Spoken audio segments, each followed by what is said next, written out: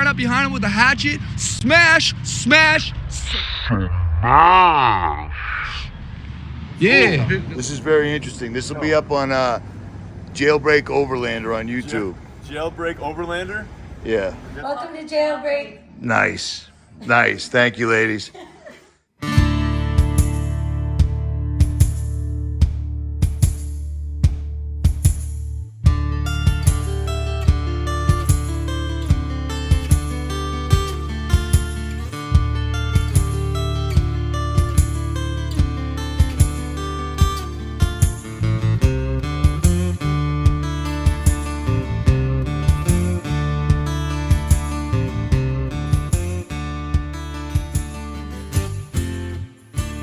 So it's been a little while since I've done a new episode, and in order to make up for that, I'm doing a phenomenal giveaway. And to enter this giveaway, you're going to have to watch the video, as I'll tell you how to enter at some point in this video. And also, I did indeed run into my own version of the hatchet-wielding hitchhiker on the road. So you're going to want to sit back, you're going to want to relax, and you're most definitely going to want to check this out.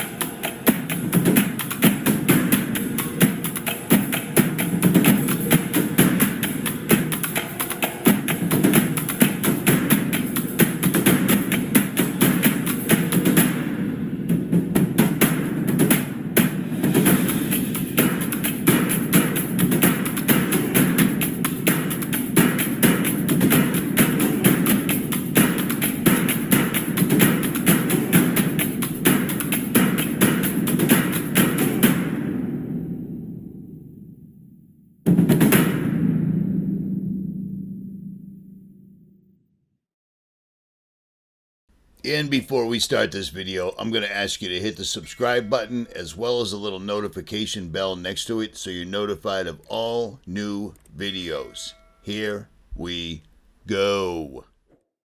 So let me catch you up on what's been going on in the last month or so, seeing how I've been remiss on uploading a new episode, shall we?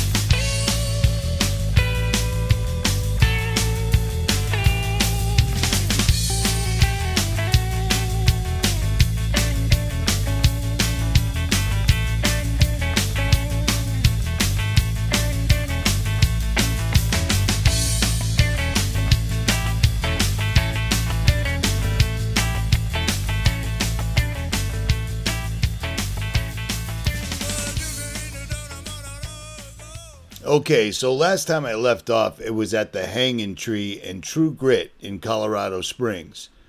This time around, I'm sitting in Ouray, Colorado, writing a postcard to my 93-year-old neighbor who walks up and down the streets with a pacemaker in his chest. He's a real good guy. He sits down, he tells me stories about the old days, so forth and so on. But in order to get to Ouray, I had to first go from Colorado Springs all the way out to EQUIPT one in Salt Lake City, Utah to get a new refrigerator. And the road out and back was quite adventurous, I'd have to say. To get to Ouray from Colorado Springs, first you have to drive up Monarch Pass, which is an incredibly steep climb up and down into the Rocky Mountains. But it brings you to an iconic shop that is sitting at the very top of Monarch Pass, which also has a gondola or a sky lift that takes you way up the top of the mountain, and you can look down at all the treetops and pretty much everything else because you're at one of the highest elevations in North America, and it's pretty awesome. It's a little tough on the vehicles, but the 4Runner with the supercharger had no issues with it. The 80 series back in the day, did have a little bit of issue, but that's neither here nor there. So I made my way through Ouray and I'm pushing west. Remember, I'm going to Redline Land Cruisers in Colorado Springs, but it's a holiday weekend. Again, I'm playing catch up here, and I've got time to kill, and while I'm trying to kill time, I also somehow killed my Snowmaster refrigerator. So now I'm in a pickle. I need to go get a new refrigerator, so westward I go. But before we continue, I want to remind you to Smash, smash, smash that like button. Here we go. While heading westward, I have to stop for gasoline every 200 to 210 miles an hour because the supercharger loves to eat.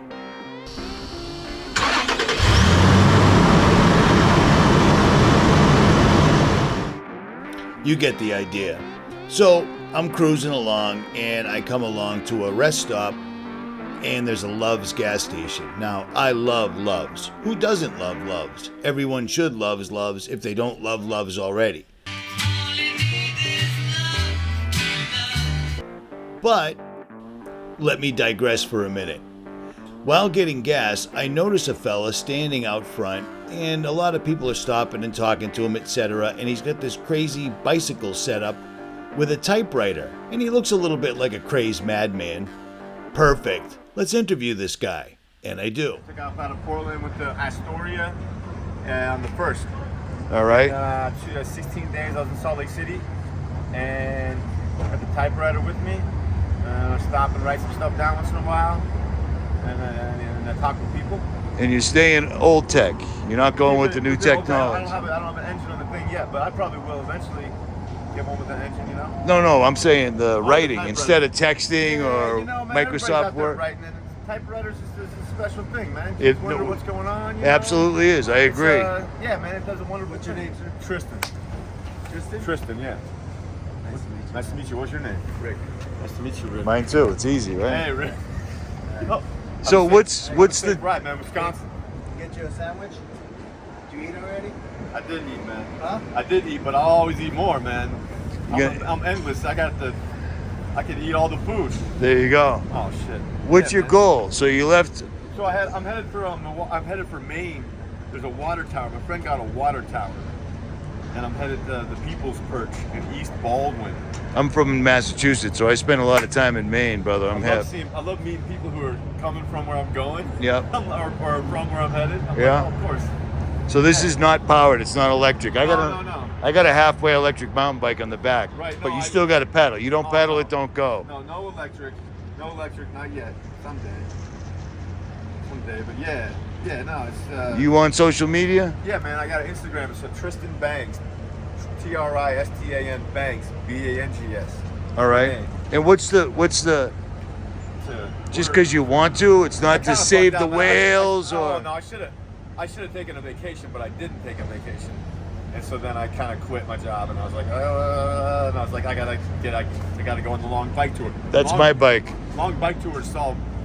They solve problems you didn't even know you had. All you're like, doing is I'm out here. thinking, man. You're Just like, I'm going, thinking and then thinking. You meet people, and then you're like, oh yeah, things are okay, or oh this is, and then you know, you gotta. Good to go, brother. Yeah, Good to man, There's a go. lot of good people out here to meet. And are you writing a novel or just keeping notes? Yeah. Or we'll notes see. that are going to turn We'll into see. a novel? Yeah, I try to. It's definitely helping me keep some really nice points of what the heck is going on out here. And, All right. It's heavy, so I think, I gotta write. If you write it all down, man, someone can make it into a book, no problem. I'll make it into something, man. Sweet. I made some fun stuff before, and I'll make more fun stuff. It's a good time to be out in America, It is. Is this a custom frame? No, they're from Copenhagen.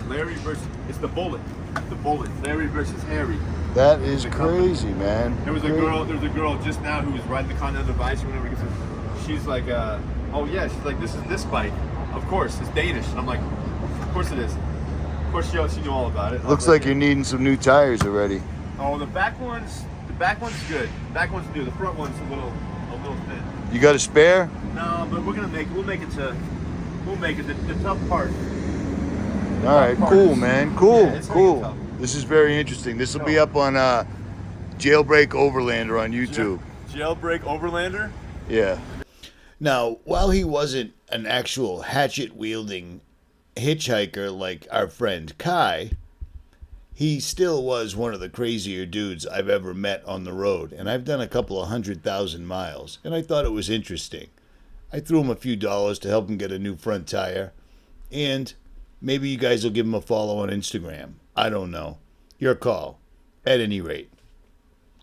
To enter the contest, all you have to do is simply share this video and give it a like, and subscribe. Leave a comment below saying that you're in. That's it. And at some point, I'll draw winners for all 4 prizes and send them out. How easy is that? That was easy. Indeed it was. After I found myself interviewing the homeless cross-country biking typewriter wielding fella, I continued to push west because I needed to get a refrigerator. A refrigerator-less overland vehicle is a sad place to be. So I continued to push towards Salt Lake and literally found the Great Salt Lake, something I'd never actually seen before, believe it or not. I had always skirted around Salt Lake or whatever, and I found my way out there and they hooked me up. So I made it to Salt Lake City, and I am at EQUIPT 1. I've done business with these guys for years, but I've never actually been here. It's a very cool showroom.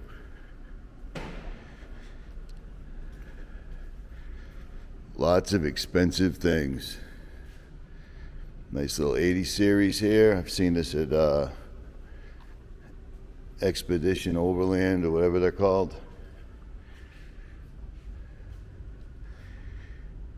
And I do love these rooftop tents, man. I mean, I dig that rooftop tent.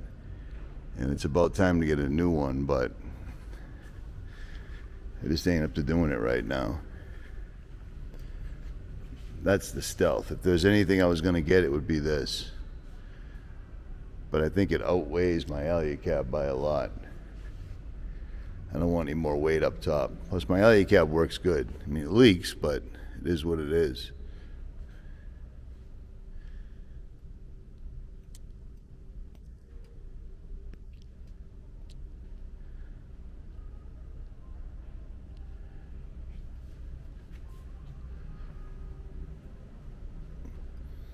This is where I got my awning from, and I love it. I hate awnings because I rip them apart, but that's the bad boy that I've got right there. There are all sorts of racks. It's a big showroom. Max Tracks, the original, the original, the original. Very cool showroom. And I love the fact that it's all Toyota, as it should be. And then of course you got your LU boxes. I love these things. But I am here today to get a new fridge. I need a fridge freezer, and I believe this is it.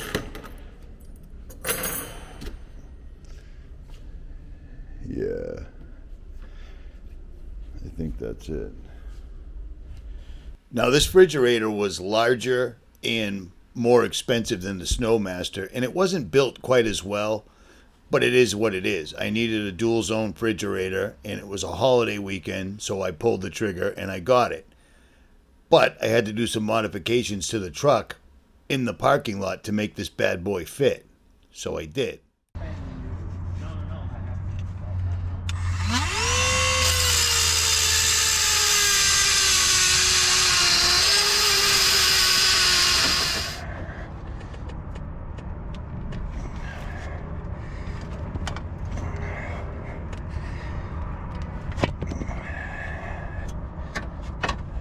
There you go. Modified on the road, baby. So with that out of the way, it was time to make my way from Salt Lake City back to Colorado Springs to work on the transfer case that was still actually leaking. But on that, I will digress. Now, the road from Salt Lake City back to Colorado Springs is a long one, and it takes you up through Wyoming and then back down into Colorado. And it's a long trip. So I needed to follow my Overlander app or one of the apps to find a place to stay, which is exactly what I did. It took me to a lake in Wyoming that was supposed to be an awesome campground. Now, this campground was way off the beaten track. I mean, I went about 17, 18 miles on dirt roads to find my way to this campground. And it doesn't look like it in the footage right now, but it's getting dark. It's going to be dark very soon, and I'd like to be set up before night falls. When I got to the campground, after waiting for this enormous train to finally pass, this train was the longest train I've ever seen, ever. But after waiting for this train to finally pass, about 3 miles down the road, I came to the camp spot.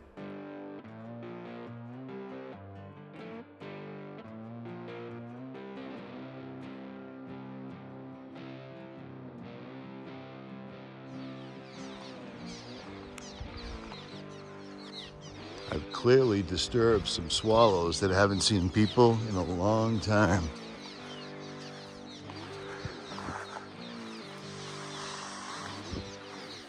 And this is why. Holy cow.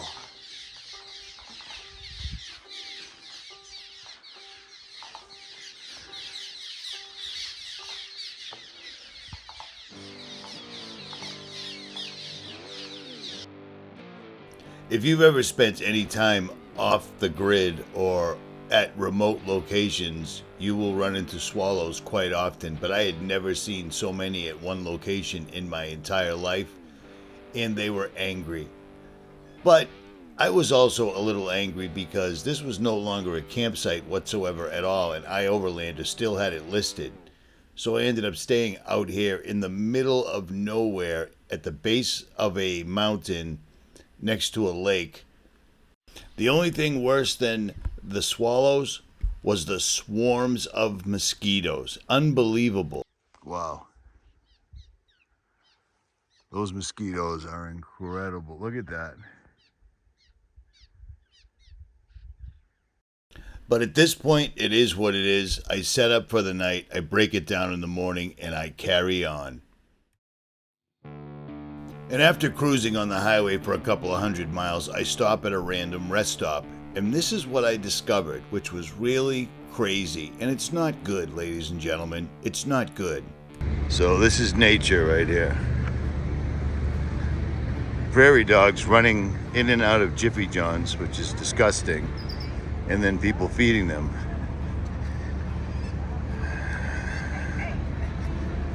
And this is how come this is happening.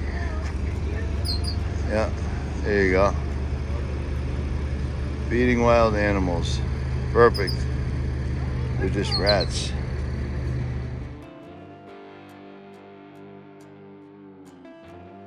So within no time, I was back in Colorado, and it's such a big difference than Wyoming because everywhere you look in Colorado, there is raging whitewater somewhere or another, and I love that stuff. So I still have a little bit of time to kill. I figure I'll hit up Ouray real quick, and instead I find myself at Black Canyon.